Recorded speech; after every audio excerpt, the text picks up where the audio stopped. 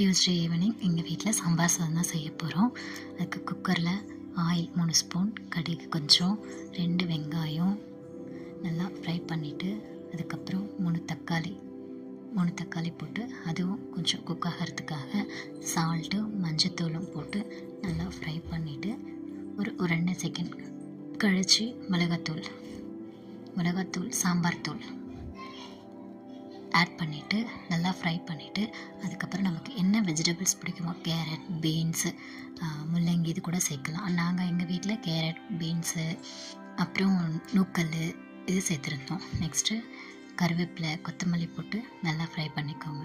நல்லா ஃப்ரை பண்ணிவிட்டு அரிசி பருப்பு நான் 3/4 கிளாஸ் அரிசி, 1/2 கிளாஸ் பருப்பு எடுத்திருந்தேன்.